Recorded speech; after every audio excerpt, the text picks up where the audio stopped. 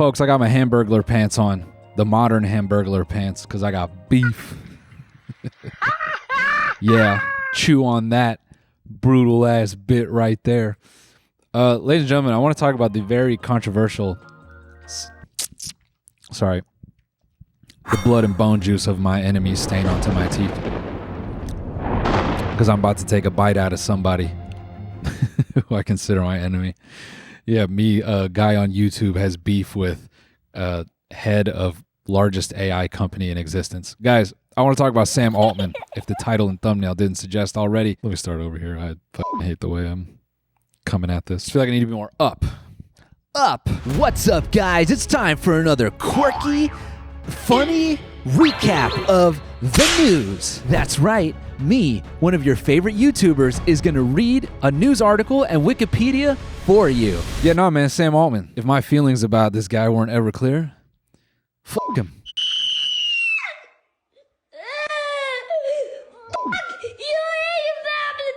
This guy stinks. Certified stinker. Besides all the other controversies attached to Sam Altman, which I'm not going to speak about him personally, or even the litany of issues that people may take with his company, me included, depending on the issue. But the latest news about OpenAI grinds my gears in a very specific way. So when OpenAI released Sora and people were recreating Family Guy and The Simpsons and, Studio Ghibli inspired images and such, people obviously, which they have been since the, birth of generative AI, there's obviously been many people who take issue with their art being used as part of data sets to train AI models, especially in the way of producing images and video. Now, you all know I like to quote the one book I have read ever, which is The Age of Surveillance Capitalism. But in that book, the author, Shoshana, talks a lot, or covers off very well, on the playbook of tech companies in sort of this gilded age of technology, wherein a lot of tech companies, stole data, did a lot of illegal shit without anyone knowing. And by the time you go to sue them, they can just sort of deny, and then they can eventually admit. And once you drag them through years and years of, litigation and such, they've already moved on to the next thing. They're already creating a new product and creating a new way to farm data and farm people's behavior and so on and so forth to continue to contribute to their model. And so the thing that you end up wanting to get them in trouble for is completely irrelevant to their business. You can actually see this right now with Google, where up until recently there was a big case about Google having the monopoly on search, and it was supposed to be broken up. Ultimately, I think the case fell apart, but it's funny that only after 25 some years, after farming everyone's search history for 2 decades, now they're going to get in trouble for it. It's irrelevant. All that to say, big bad OpenAI is now dealing with a case related to copyright. They're being sued. And they made a big oopsie, which gives me, personally, a little Justice Chubb. I'm not going to say boner, because it's not like the whole thing came crashing down and this guy's going to jail. But it does get me a little bit excited. We're waking up. We'll put it that way. I'm going to read some snippets from a Bloomberg article. OpenAI's failure to shield internal communications about pirated books from copyright plaintiffs threatens to expose the company to billions in damages and potentially debilitating sanctions. Now, if you use Twitter at all, you know that when Sora came out, besides Jake Paul makeup tutorials and SpongeBob body cam videos, plenty of people were talking how it was only a matter of time before OpenAI got a giant foot in their ass, and that foot is comprised of different lawsuits, because there's no way they're going to get away with using huge intellectual properties like SpongeBob and The Simpsons without, just getting tons and tons of lawsuits formed against them. So here now they sit in a bit of a pickle, all because of an oopsie. And I'll try to distill it down because, the details may not be super interesting to you, so I'll try to keep it to the stuff that's relevant. Authors and publishers suing the artificial intelligence giant have secured access to some Slack messages. If you've never worked a corporate job, Slack is like iMessage for people on Soylent. Authors and publishers suing the artificial intelligence giant have secured access to some Slack messages and emails discussing OpenAI's deletion of a dataset containing pirated books and are seeking additional attorney communications about their decision, or about the decision, excuse me. If they succeed, the communications could demonstrate willful infringement, triggering enhanced damages of as much as $150,000 per work. Plaintiffs are pursuing a rare combination of arguments to pierce attorney-client privilege, a protection courts rarely breach. So if you've never been part of a lawsuit or you've never taken a law class, basically, normally when you hire a lawyer, whatever you communicate with that lawyer is protected legally. That is your attorney-client privilege, because you got to be able to speak freely about the case to your attorney. In the case of, I don't know, murder or theft, you might confide in your attorney and you're like, so I did that shit. And the attorney goes, that's great, man. Don't ever say that. Unless it's the lawyer from the Drewski sketch, then you're going to jail. Anyways, normally you can't, break into that treasure trove of communication. But in this case, the people initiating this lawsuit have found a way to do that. They first contend OpenAI waived its privilege for attorney correspondence by selectively disclosing one reason for deleting the libgen data. If you didn't know, libgen data, that's a massive library of libs that have been owned.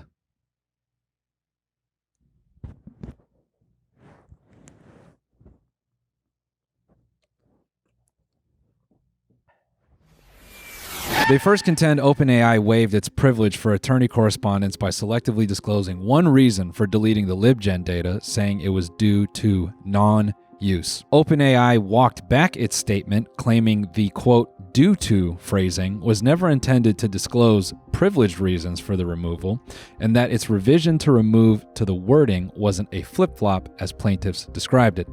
But the damage may be done. The fact that OpenAI put forth a reason is, quote, pretty damning, even if the company now claims that the wording was accidental. The plaintiff's points of no takebacks is right. This is the opinion of a law school professor. So it seems, allegedly, I'm speculating here, and if an OpenAI lawyer is watching, please don't Boeing me, all right? I'm just a guy reading from the paper. But it seems like they pirate all these books. They train their AI on all these books. So whether that's writing styles, creative concepting, how to structure story, whatever, they put all this information into the model. And then internally, everyone is speaking to each other, writing down, hey, we need to delete the pirated data set in case this comes back to us. I'm not saying that's what they said. I'm saying that's probably the general vibe of what is being alleged here. So they delete that data set, and I guess the plan in that scenario would be there's no data to prove that they used pirated books, and they can kind of just magically pretend, oh no, the AI was always capable of writing like Brandon Sanderson. We didn't tell it to do that. Oh, that's weird. A certain specific style of writing and phrasing was, you found a one-to-one reference in a book that you wrote? That's crazy. We have no idea. The AI must have gone rogue. And they may have gotten away with that, but OpenAI basically, it seems, fucked up and went, well, we did delete it, but it's because we weren't using it. Oh, really? That's a,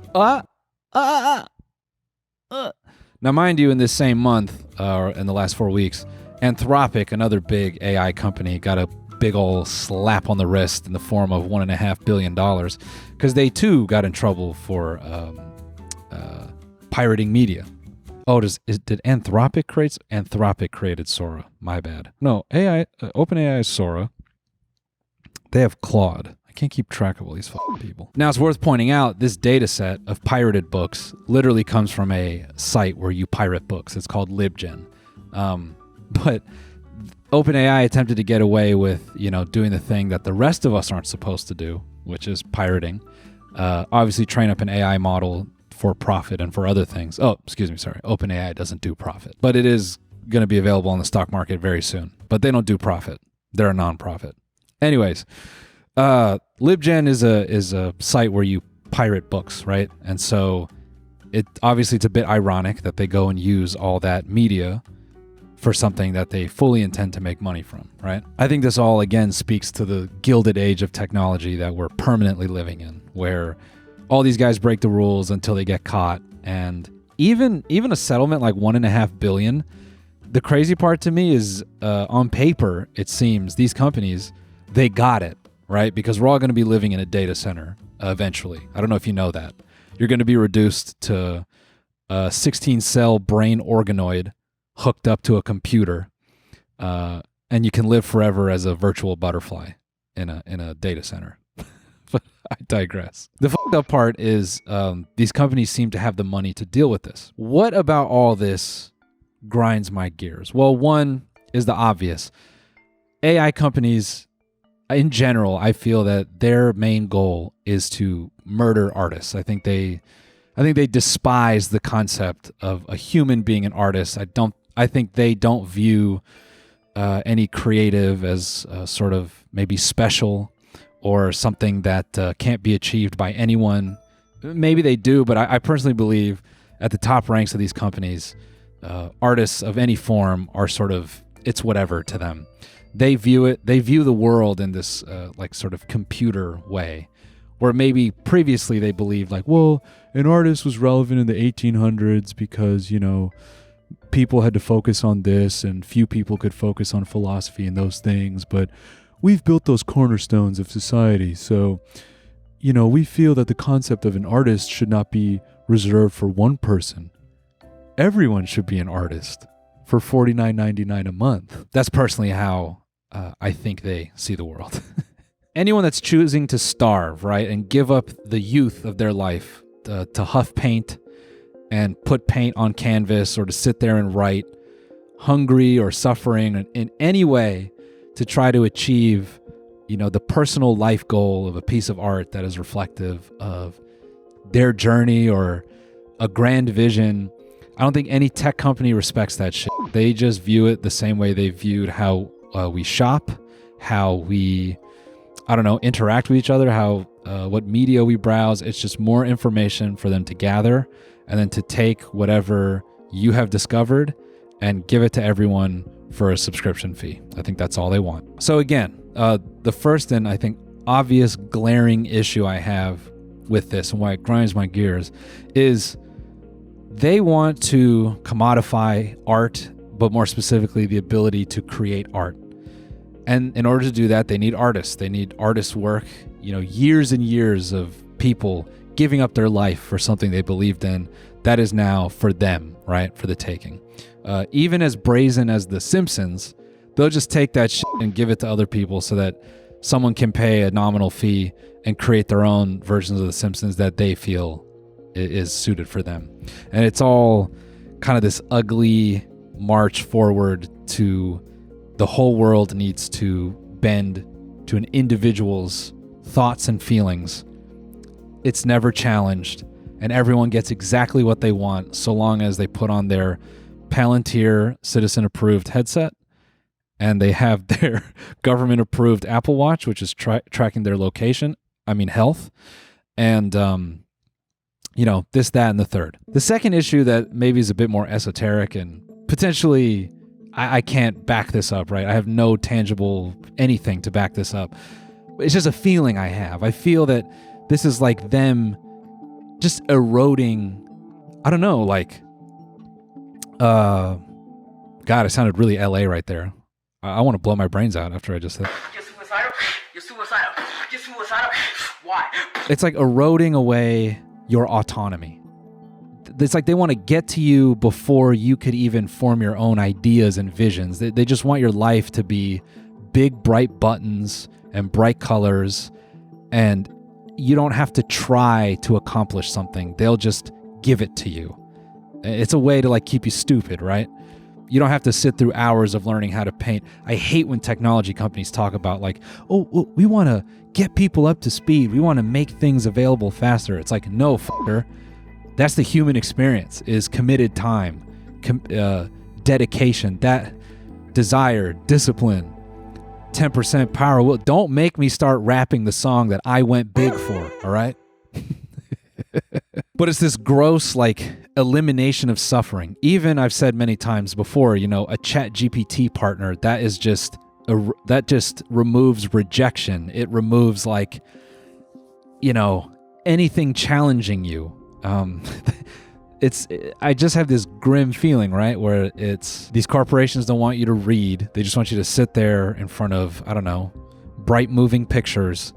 And if you look at a movie and you go, I want to make a movie, they say, you can make a movie right now. And you go, will we? They say, yeah, just tell us what the movie is and we're going to make it for you. They take Transformers and Dune and merge that together to give you a 90-minute feature of the chiropractor who broke your mom's back and made her poop her pants, becoming a superhero. I don't know. Now, my third point is where my gears really get grinded. My gears at this point are two smooth bearings for a skateboard. There's nothing left to grind. There is only space for rage. Okay? I want you to look at these commercials from like a month ago. These are OpenAI commercials. Now, before we watch these commercials, we got to put some similar music because we can't play the copywritten music. And I'll do my best to impersonate the characters in the scene.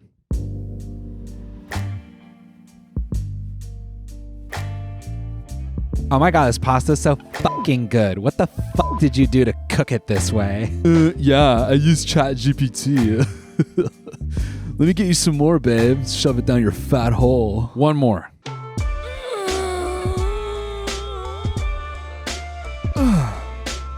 Oh, yeah, gosh, that was pretty easy. My gears are ground at this point because I guess if I had to put it simply, these fuckers want to steal art for profit, then put it in a platform. You know, they had to hire writers, director, whoever, to put these spots together, these ad spots.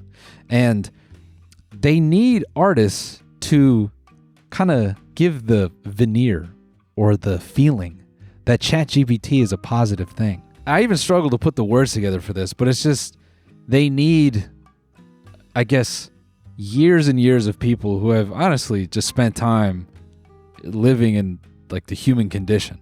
Whatever director came up with this location choice and this framing, it's because he did it a bunch of times to figure out sort of like an optimal look and to have the inspiration to come up with a scene like this. And even the way this scene, this final shot here maps out, whoever directed this has directed tons of other things that informed, the way to pick this particular shot. I'm not saying it's the most revolutionary shit ever. I'm just saying there's experience behind this. And on one hand, you could argue something like cinematography shouldn't be exclusive, and it's not. Plenty of manufacturers have gone out of their way to make shooting video non-exclusive. That's neither here nor there. But I don't think we should be robbing people of the individual time that they've committed to something. This ultimately enrages me because these companies, at least ChatGPT, wants to use artists. Clearly, they had to hire a writer, they had to hire a director. ChatGPT didn't write this shit. I know they hired some people to make this. And even if they use ChatGPT to drive any parts of this, that was still built on human experience and the human condition. So I think just what's upsetting about this, I guess specifically in the way of art, is I feel that I'm watching this commodification of art or artist expression, which isn't something that should be gatekept, right? Everyone, I think, is entitled to attempt art if they want to, right? This grinds my gears in the same way that anyone who works or who has worked maybe an office job for a long time might see the infiltration of AI, because there are plenty of articles now coming out where I think there was an MIT or a Harvard study recently that cited no company has reported an effective use of AI, and they don't see necessarily see profit benefits from incorporating AI into their workflow. Obviously, I don't work everywhere, so I can't say where AI is and isn't helpful. But I empathize with anyone, because I'm looking at this like maybe through an artistic lens, but maybe you work some other job where they're using AI and you know for a fact this AI can't do what you do. I know plenty of software developers who are being forced to use AI. ChatGPT writes code, but the code is bloated, it's dog shit, and they have to sit there and clean it up and instruct it and rewrite it. And it kind of gets things going, but inevitably a human has to step in and tweak it. And I think the grand vision, especially in the realm of art, is you already see it now, like AI producers. They want people who can just prompt this shit to death. One person who seems to sort of understand art or have an affinity for art can prompt a bunch of it, and all they're doing is sort of like rinsing and washing an AI product until it's like acceptable for the human eye. And I guess it's ultimately gross to me that they need artists to sell you on this idea, clearly. But they're just going to eat them all up in the process. Ultimately, it just pisses me off. I mean, these guys are massive hypocrites. You know, they use everyone else's lived experience, whether it's art or information, combine it all into one product, and so some in San Francisco can be like, it's better for humanity, and that fucker doesn't even participate in humanity. That's why these guys can do this, because this is, you know, this is the last stage of human existence, is being being owned by the nerds. I guess this is decades of, you know, jocks going to war and nerds building the machines and the weapons to do it, and now they finally get the upper hand, and now we all got to stay inside with headphones. Anyways, guys, thanks for tuning in. If you're Sam Altman watching this, what happened to that engineer? Why did he disappear? His parents seem to think that that was untimely. Anyways, guys, I'll see you on the next one. Goodbye.